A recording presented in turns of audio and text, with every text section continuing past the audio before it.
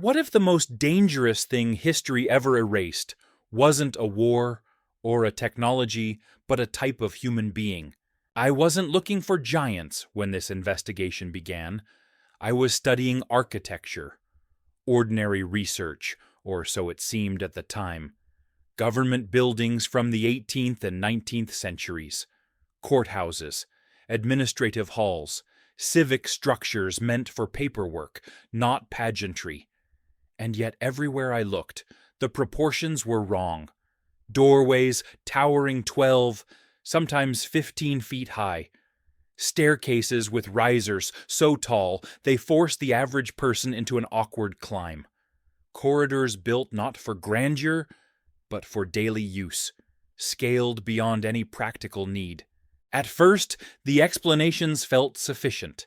Aesthetic excess, symbolism, imperial intimidation. Historians have names for these things. But the explanations began to fail when the measurements repeated themselves across continents. Russia, Western Europe, North America, India, South America, different empires, different cultures, same proportions, same era. And then I found the photographs. Not illustrations, not etchings, not exaggerated folklore passed down through generations.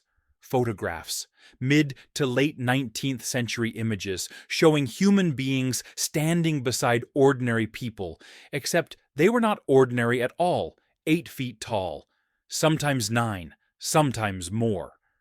Their proportions were correct. Their shadows fell naturally. The grain of the film matched the era. These images predated the technology required to fabricate convincing composites. There were no visible distortions, no telltale seams. They were simply there, men, and occasionally women, dressed in period-appropriate clothing, standing for formal portraits the same way anyone else did in the 1800s. Calm expressions. No circus banners, no stage props, no attempt to frame them as oddities. In some photographs, they stood beside family members of normal height. In others, they posed in front of massive stone buildings whose doorways suddenly made sense once you placed a 9-foot human in the frame. The official explanations arrive quickly when you ask about these images. Medical anomalies, gigantism, rare conditions. But those explanations collapse under their own weight when you look closer. Why are there so many? Why do they cluster between 1850 and 1900? Why do they disappear so suddenly afterward? The archives tell an uncomfortable story.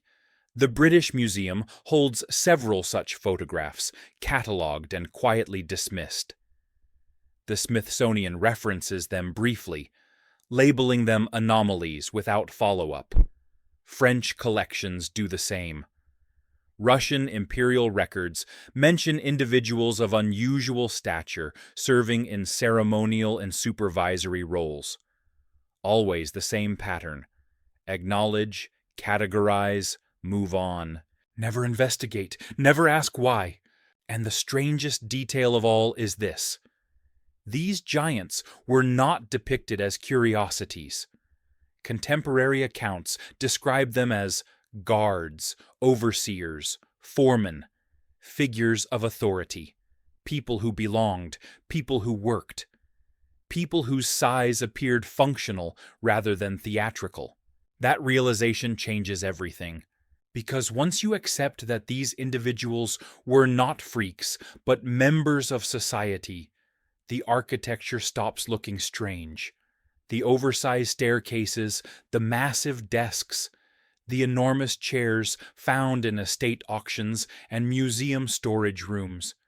Chairs with seat heights nearly double modern standards. Armrests positioned where an average person's arms would hang uselessly in the air. These were not thrones, not ceremonial props. They were everyday furniture, scaled wrong for us, but not for them. And the buildings themselves were not temples or monuments. They were offices, courthouses, administrative centers. places where grandeur served no symbolic purpose, places built for work. So we are left with an unavoidable question. Who were these buildings actually built for? Because the moment you ask that, another name begins to surface, one that once appeared on maps with the same casual certainty as France or Spain. A vast region spanning northern Asia, labeled clearly, documented officially. Tartaria. And just as the giants vanish from photographs, Tartaria vanishes from the cartographic record. Not conquered, not renamed, simply erased. Atlases redrawn, encyclopedias rewritten. A civilization removed not by fire, but by omission. If you wanted to erase a world from history, where would you begin? You would begin with the people who proved it existed. The photographic record is only the first crack in the story we were taught.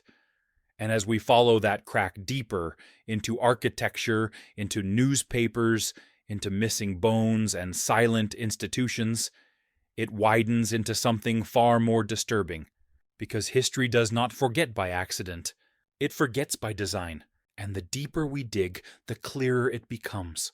The giants were never meant to be remembered. Not because they were myths, but because they were real, and their existence changes everything. To understand why the existence of giants was quietly dismissed, rather than openly debated, we first have to reconstruct the world they supposedly lived in, the official version of it at least. According to conventional history, the late 18th and early 19th centuries were a period of rapid but fragile progress. Nations were consolidating power. Bureaucracies were expanding. Governments required buildings that projected authority, permanence, and order. Stone replaced wood. Columns replaced beams. Height replaced intimacy. This, we are told, explains the sudden emergence of monumental architecture across Europe, Russia, and the Americas. Courthouses rose like temples. Administrative halls were designed to intimidate. Oversized doors, historians argue, were symbolic, meant to humble the citizen before the state. Staircases were exaggerated to inspire awe. Furniture was crafted large for visual balance within cavernous rooms. These explanations are repeated so often they have hardened into fact. But when we slow down and examine them closely, they begin to unravel. Take the timing. Between roughly 1700 and 1850, an extraordinary number of massive stone buildings appeared across multiple continents. Not slowly, not incrementally, but in waves.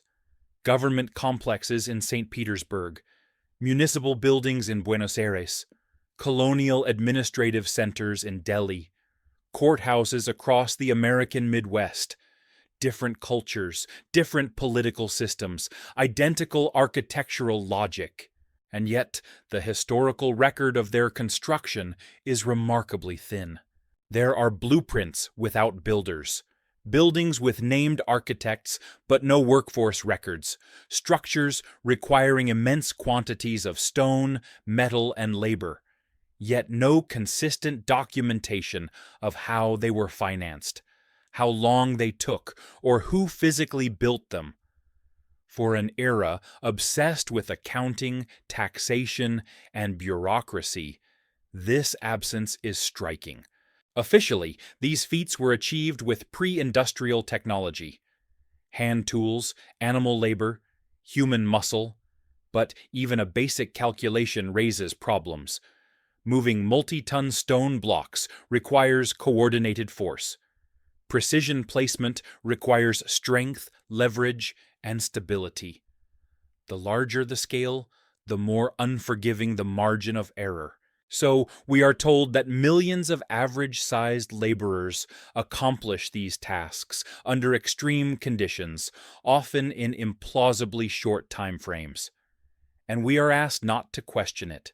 But the architecture itself refuses to cooperate with that narrative. Because the oversized proportions are not limited to entrances meant to impress.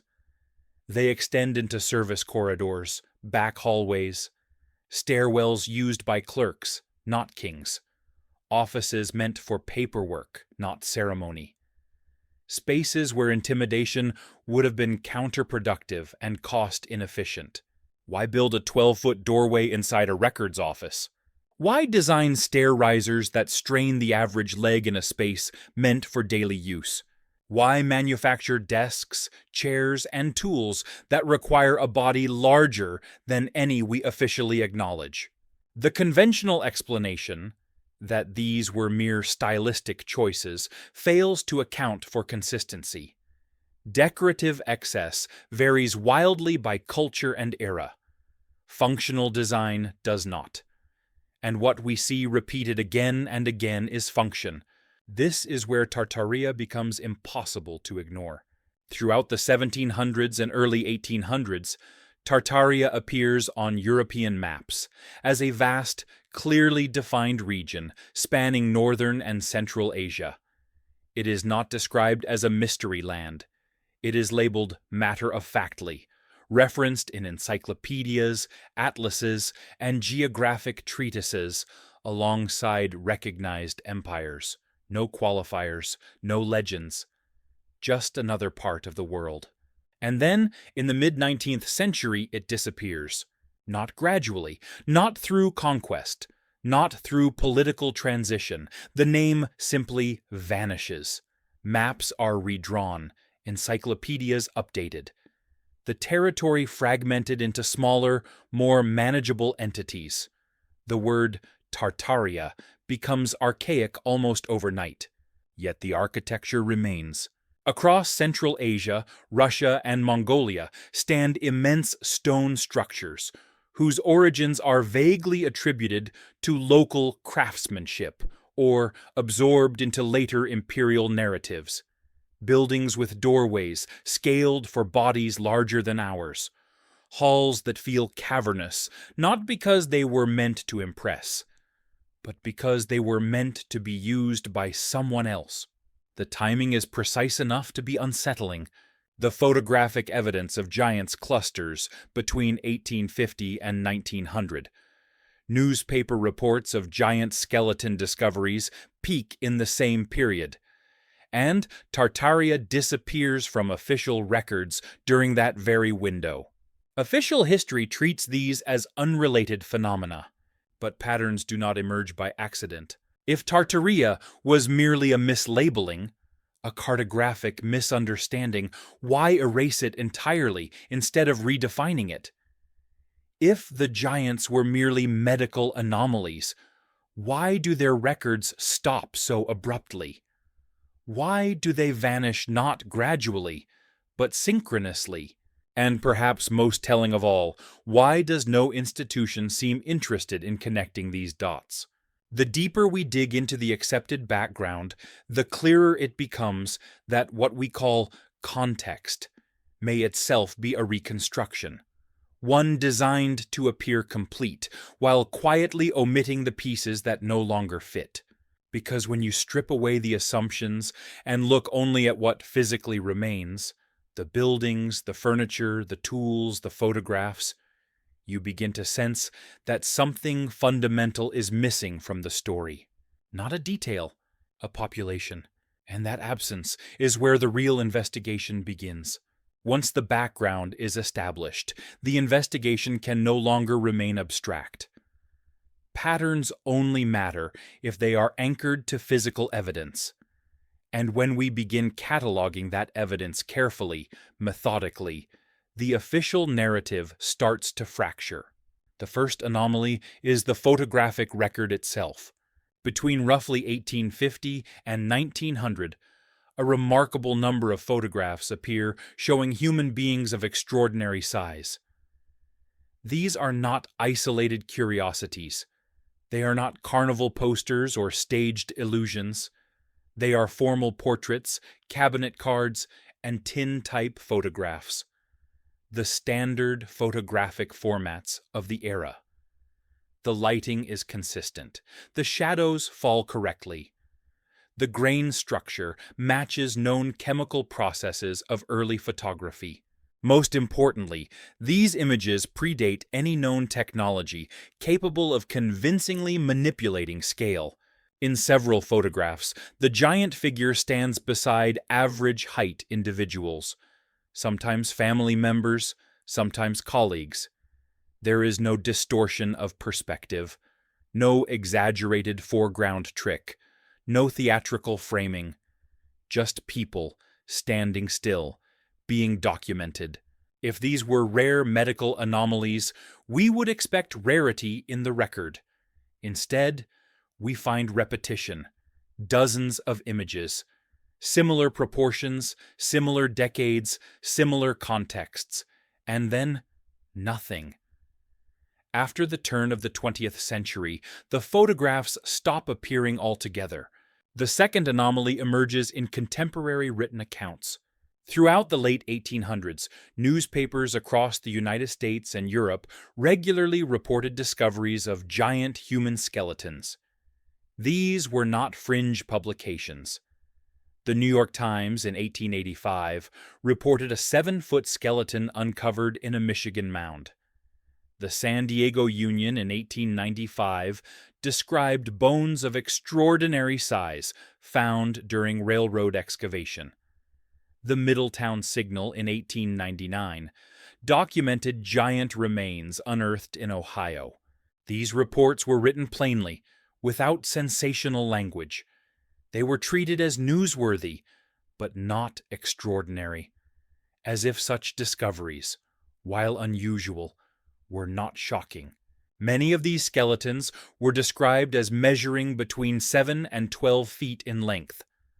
Some were found in organized burial sites. Others were accompanied by artifacts, tools, ornaments, metallurgical objects, suggesting social structure rather than isolated deformity. Then, around 1920, the reports stop, not gradually, not with declining interest. They stop abruptly. Newspapers that once reported such discoveries without hesitation suddenly fall silent, and the skeletons that had already been found were, according to the record, sent to institutions for further study. Chief among them, the Smithsonian Institution. Today, the Smithsonian claims no such skeletons exist in their collections. They are described as misplaced, lost during transfers, or misidentified. Hundreds of specimens across decades, all gone without detailed documentation. In any other field, this would be considered catastrophic archival failure. Here, it is treated as administrative inconvenience. The third anomaly lies in architecture, but not in the way it is usually discussed. It is not merely that buildings are large, it is that they are consistently scaled. Doorways 12 to 15 feet high appear not only at entrances, but in interior corridors. Staircases require strides that strain the average leg. Railings sit too high to rest upon comfortably. Desks and benches are elevated beyond ergonomic necessity. And this pattern is global. Courthouses across the American Midwest, administrative buildings in St. Petersburg, colonial offices in Delhi, municipal structures in South America, different builders, different governments, same proportions, same era. Architecture does not lie easily. It is expensive, it is functional, and it preserves intent long after documentation is lost. The fourth anomaly appears in furniture and tools. Oversized chairs surface in estate auctions and museum storage rooms. Not thrones, not ceremonial pieces. Ordinary chairs, dining chairs, desk chairs. Their seat heights measure 30 to 36 inches, nearly double modern standards. Armrests positioned far above where an average person's arms would rest. Backrests rising 7 or 8 feet tall. Auction catalogs label them decorative, without explaining why such designs appear in working government buildings, court waiting rooms, and administrative offices, spaces where decoration serves little purpose. Then there are the tools: massive wrenches, oversized hammers, implements 4 to 6 feet long, functional, worn, showing grip erosion, consistent with repeated use. These tools weigh hundreds of pounds and would require not only immense strength, but proportionally large hands to operate effectively. Museums classify them as industrial curiosities. Auction houses sell them as oddities. No one asks why such tools were manufactured in quantity or who was meant to use them. And finally, there is the anomaly of silence. Academic institutions do not debate these findings. They do not refute them with evidence. They simply do not engage. Photographs are archived under miscellaneous labels. Skeleton reports are dismissed as misinterpretation. Architectural scale is attributed to style. Tools are called symbolic. Each explanation, taken alone, might seem plausible. Together, they form a pattern of deflection rather than inquiry. These anomalies are not scattered randomly through history. They cluster in the same decades, in the same regions, and they disappear together. Which raises a question that grows louder with every piece of evidence collected. If none of this mattered, if it were truly insignificant, why does it vanish so completely? Because coincidence does not erase records, but systems do, and the deeper we look, the more it begins to feel like we are not uncovering forgotten history, but approaching something deliberately set aside, something that was never meant to be reassembled. By the time all the anomalies are laid out side by side, it becomes impossible to treat them as isolated curiosities.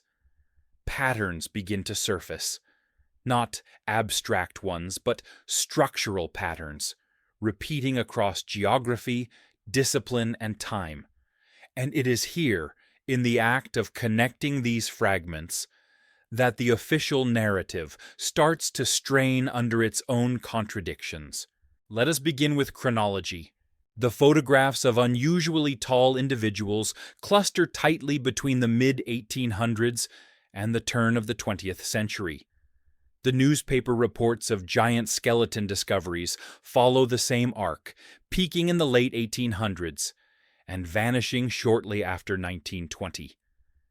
The architectural wave of oversized administrative buildings occurs earlier, primarily between 1700 and 1850, but continues to be used well into the same period the photographs were taken. And Tartaria, once casually referenced on maps and in encyclopedias, disappears from official records in the mid to late 19th century. These timelines overlap with unsettling precision. Now consider geography. The architectural anomalies appear most densely in regions historically associated with Tartaria, or territories later absorbed into expanding empires. Russia, Central Asia, Eastern Europe. But the pattern does not stop there. Identical proportions appear in colonial administrative centers in India, municipal buildings in South America, and courthouses across the United States, places connected not by culture but by governance. These are not temples or cathedrals.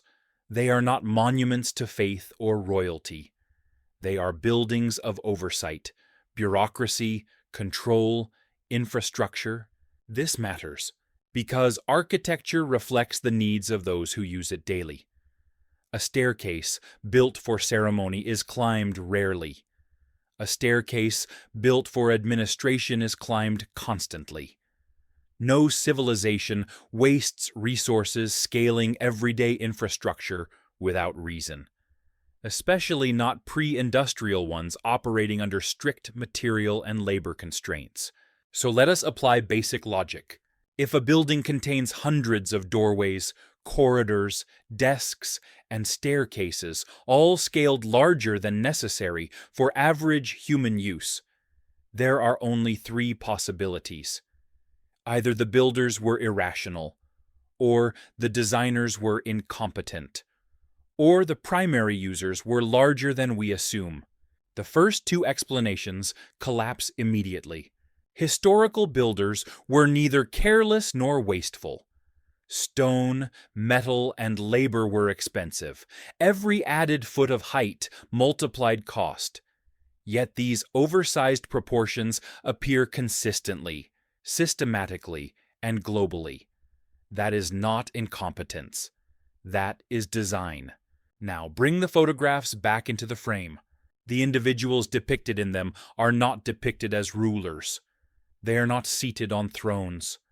They are standing, often in front of buildings, sometimes with tools, sometimes in uniforms. They look proportionally correct within their environments. Not oversized relative to the space, but matched to it. This is a crucial distinction. If giants were rare medical anomalies, architecture would not reflect them. If they were circus performers, they would be framed theatrically. But if they were a functional class within society, builders, overseers, administrators, the architecture would quietly conform to their bodies. And that is exactly what we see. The skeleton reports deepen this picture rather than contradict it. Many accounts describe organized burial sites rather than isolated remains. Graves aligned, bodies positioned deliberately, artifacts included. This implies community, structure, cultural norms, not random deformity. And yet, these remains are now absent. Here, another pattern emerges. When evidence threatens an established framework, it is not always destroyed. Often, it is reclassified. A skeleton becomes a mismeasurement. A photograph becomes an anomaly. A chair becomes decorative. A wrench becomes symbolic.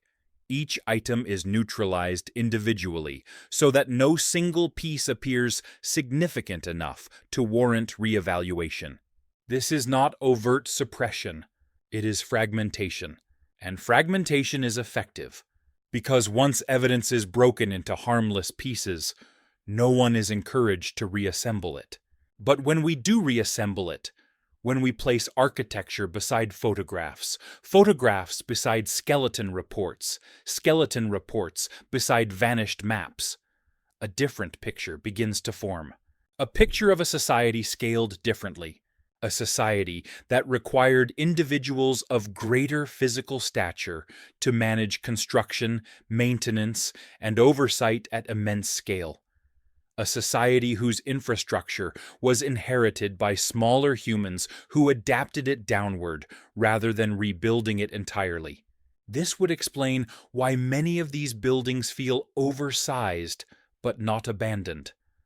Why they continue to function awkwardly long after their original users disappeared. Why furniture and tools exist that do not suit modern anatomy, but were clearly designed for daily use. And it would explain something else that has long puzzled historians: the sudden decline in craftsmanship. After the mid-19th century, architectural precision diminishes. Stonework becomes less exact. Materials change. Decorative elements are simplified. Techniques once common become lost arts. We attribute this to industrialization, to cost-cutting, to changing tastes. But what if it reflects something more fundamental? What if the builders themselves were gone? Not killed, not conquered. Simply removed from the record, absorbed into silence. Their biological reality reframed as impossibility. At this stage, the investigation reaches a threshold, because the anomalies no longer merely suggest that giants existed. They suggest function. They suggest role. They suggest purpose. And once that door opens, a far more radical question steps through it. Not who were the giants, but what were they for? All of the fragments we have gathered, photographs, architecture, tools, skeleton reports, vanished maps, point toward a conclusion that feels almost forbidden to articulate. So let us articulate it clearly. The giants were not myths. They were not rulers. They were not accidents of biology. They were a functional class. All the evidence points to one almost unbelievable conclusion. The giants were a specialized guardian and administrative class within a civilization we now call Tartaria. This theory does not require fantasy. It requires only that we accept what the physical record already shows.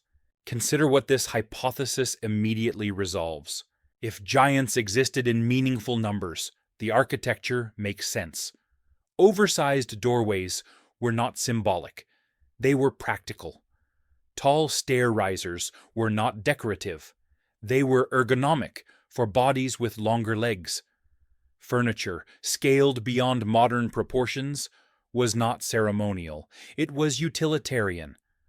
Tools weighing hundreds of pounds were not curiosities.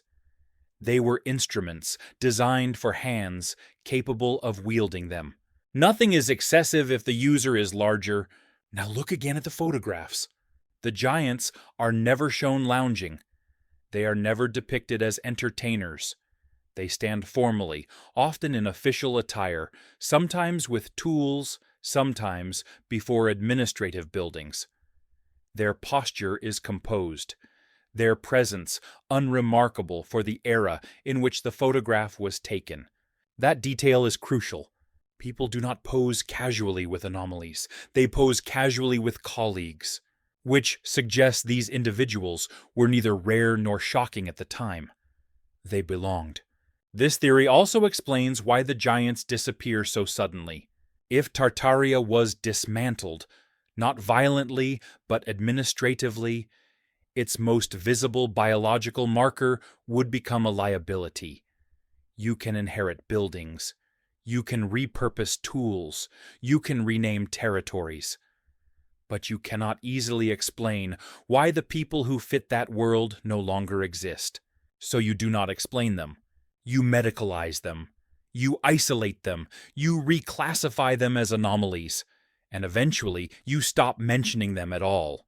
The Guardian class hypothesis also reframes the skeleton discoveries.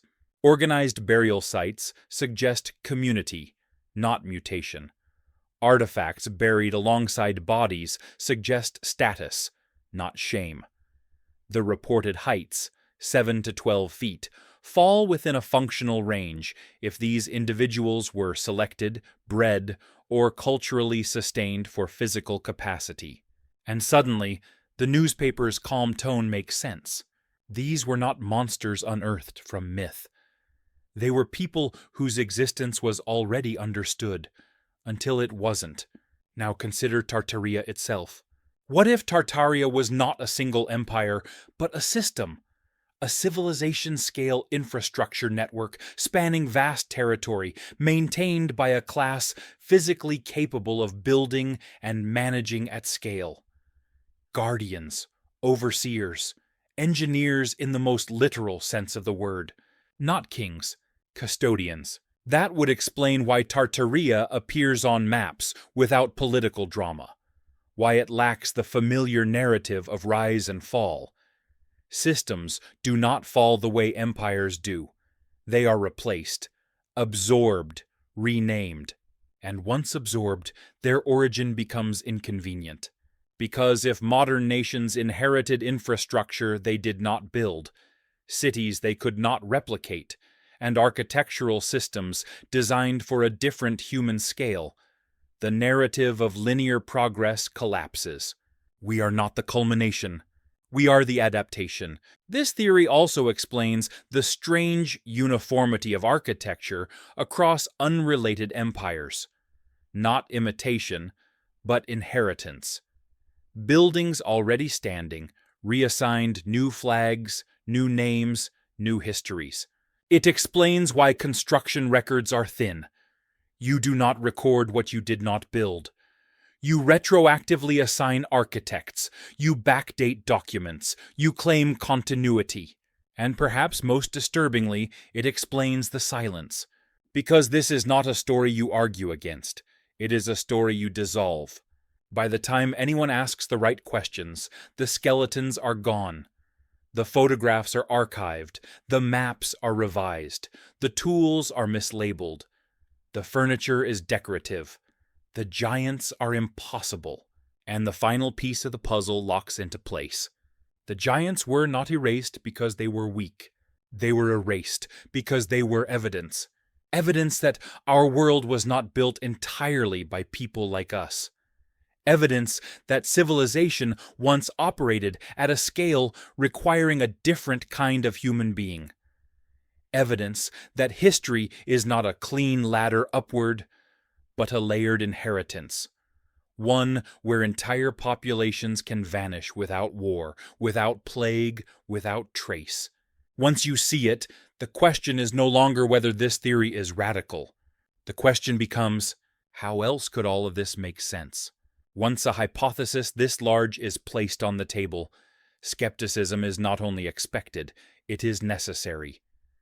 Any claim that challenges the foundations of accepted history must withstand pressure from every direction. So let us do what the official narrative rarely does. Let us test this theory against the evidence, and just as importantly, against the counter-arguments. The most common objection is familiar. There is no definitive proof, no living giants, no intact skeletons on display, no signed documents explicitly stating their role. But this objection quietly assumes that absence equals refutation. And history tells us the opposite. Absence often signals successful erasure. Consider how much does remain despite that erasure. The architecture alone is a form of fossilized evidence. Buildings are not abstract ideas. They are physical commitments. They reflect the constraints and needs of their users. And these structures were not built once, in one place, by one culture. They appear across continents, following the same functional logic, during the same period. That level of convergence does not arise from coincidence or imitation. It arises from shared requirements. If we dismiss giants as mere anomalies, we must explain why entire administrative systems were scaled to accommodate them. Another counter-argument insists that oversized architecture was purely symbolic. That states intentionally exaggerated scale to project authority. But symbolism breaks down when it becomes inefficient. A government does not double the size of every internal corridor, staircase, desk, and tool simply to intimidate clerks and citizens. Symbolism has limits, cost has limits, physics has limits, function does not. Then there is the medical explanation, gigantism, acromegaly. Rare conditions producing extreme height, but these conditions are debilitating. They weaken joints, shorten lifespans, and reduce functional strength. The individuals in the photographs do not display frailty. They stand upright, proportional, capable. They appear employed, not cared for. Medical anomalies do not produce consistent body proportions across dozens of individuals over multiple decades. Populations do. The skeleton reports add further pressure to the medical explanation. If these were isolated cases, burial sites would reflect that. Instead, we find patterns, organized graves, repeated measurements, accompanying artifacts. Medical anomalies do not produce cultural continuity. Societies do. And then there is the Smithsonian question. Institutions lose artifacts. It happens. But they do not lose hundreds of specimens across decades without records, without incident reports, without institutional memory. Loss at that scale requires either catastrophic failure or systematic reclassification. And reclassification leaves no scandal. It leaves silence. Now consider comparative evidence. Across cultures worldwide, we find legends of giants not as monsters, but as builders, watchers, and guardians. Not chaotic forces, but structured ones. Myths often preserve distorted memories of reality long after direct evidence fades. They are not proof, but they are signals. When mythology, architecture, photography, and physical remains all point in the same direction, skepticism must confront a new question. Why do these independent lines of evidence align?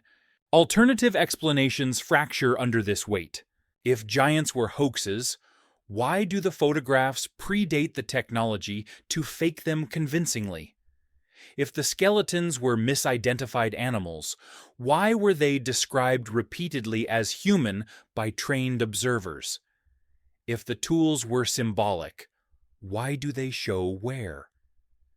If the furniture was decorative, why does it appear in functional spaces? Each counterargument explains one anomaly, at the cost of ignoring the others. The guardian class hypothesis does not. It absorbs them.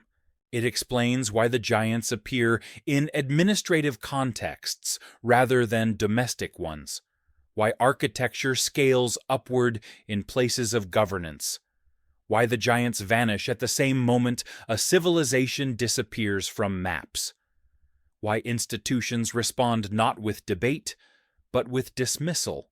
And perhaps most compelling of all, it explains why this theory feels uncomfortable.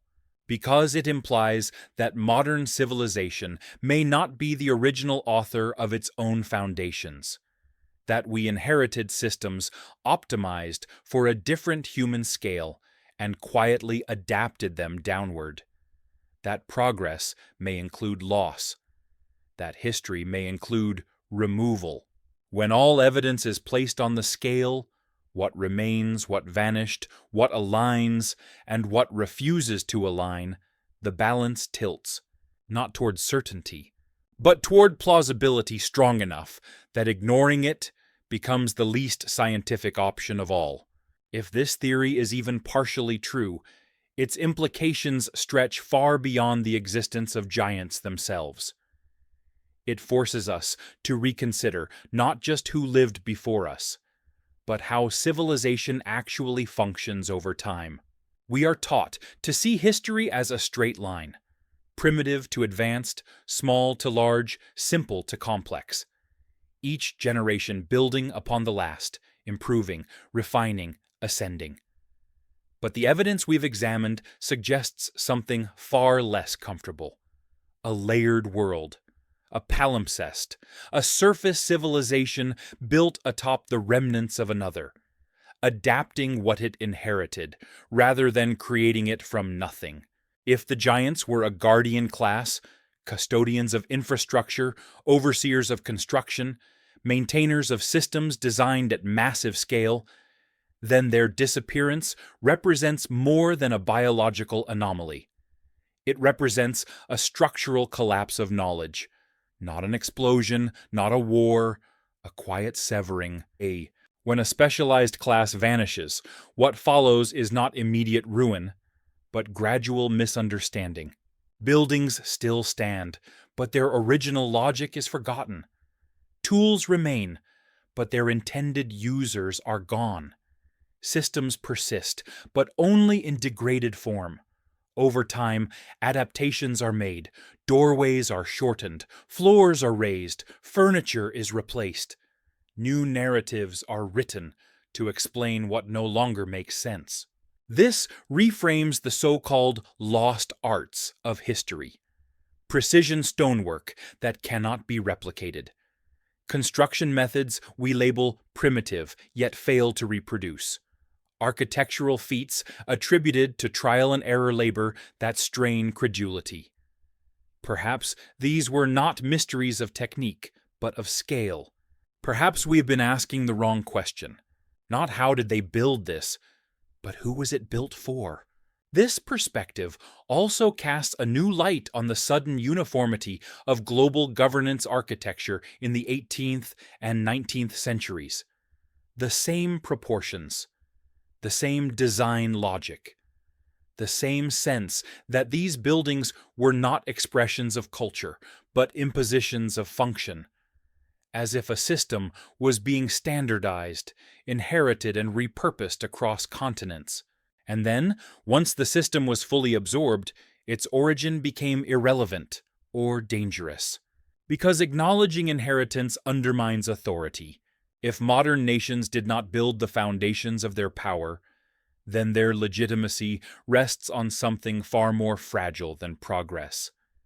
It rests on narrative control, on continuity that must appear unbroken even when it isn't. This may explain the peculiar emotional resistance these ideas encounter.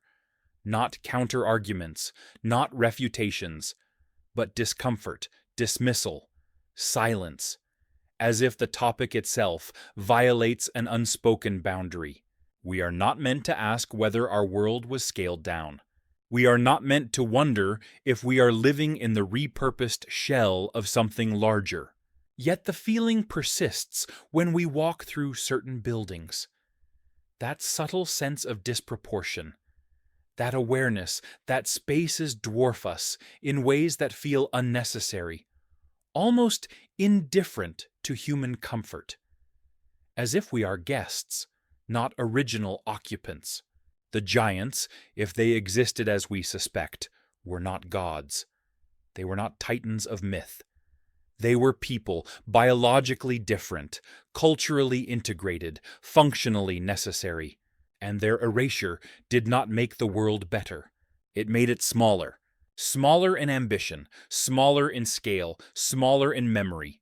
What troubles me most is not that this knowledge may have been lost, but that forgetting it may have been intentional, because a civilization that forgets its predecessors can believe itself to be unprecedented. And a people who believe they are unprecedented are easier to govern, easier to define, easier to limit. If history has taught us anything, it is that what we inherit without understanding, we eventually misuse. And so the question we are left with is not merely historical. It is existential. If we are not the first to build at this scale, and not the strongest to maintain it, then what does that say about where we are going? And what else have we forgotten? Not because it was false, but because it was inconvenient to remember. We began this journey with a question that seemed almost implausible. What if the giants were real? What if they were not myths, not mistakes, not medical footnotes, but participants in a world that once functioned differently than our own? What we uncovered was not a single piece of shocking evidence, but a pattern written into stone and wood, into tools and furniture, into photographs and vanished bones. A pattern that repeats across continents and decades with unsettling precision. Architecture scaled beyond our bodies, artifacts that fit hands larger than ours. Records that acknowledge extraordinary humans, then quietly move on. And a civilization, once openly labeled on maps, that fades from existence without conquest or collapse. History tells us this is coincidence, that each anomaly stands alone, that none of it means anything when viewed in isolation. But isolation is exactly how erasure works. When the evidence is fragmented, no single piece appears strong enough to challenge the narrative. When questions are discouraged rather than answered, curiosity dissolves into silence. And when silence lasts long enough, absence begins to feel like truth. Yet the buildings remain. They stand around us every day. Courthouses, administrative halls, government complexes, structures that feel subtly wrong for our proportions. We walk through them, work inside them, adapt to them, never asking who they were originally designed to serve.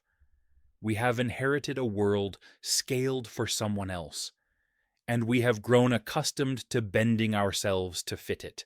Perhaps the giants were guardians, overseers, builders, a class integrated so thoroughly into the machinery of civilization That when they vanished, the machinery kept running, awkwardly, imperfectly, diminished, but still functional. Perhaps their disappearance marked not the end of a civilization, but the beginning of ours. And perhaps that is the most unsettling possibility of all, that history is not a clean ascent, but a succession of adaptations. That progress sometimes involves forgetting, that entire populations can vanish not in flames, but in footnotes, that what we call myth may be memory stripped of context, and that what we call impossible may simply be inconvenient. The question, then, is no longer whether the giants existed. The question is why remembering them became forbidden. Because if we are willing to accept that parts of our past were deliberately simplified, reclassified, or erased, then we must also accept that our understanding of the present may be incomplete. That the world we live in is not the first draft of civilization, but a revision, and revisions always leave traces. Our investigation does not end here. There are more structures to examine, more archives to question, more assumptions to test. History, after all, only reveals itself to those willing to look where others have agreed not to. If you want to continue this search, if you want to keep uncovering the hidden layers beneath the world we think we know, then stay with us. Subscribe and join us as we continue to trace the evidence history left behind, but never intended for us to find. And if you have your own questions, your own observations, your own pieces of the puzzle, leave them below. Because the truth does not disappear, it waits.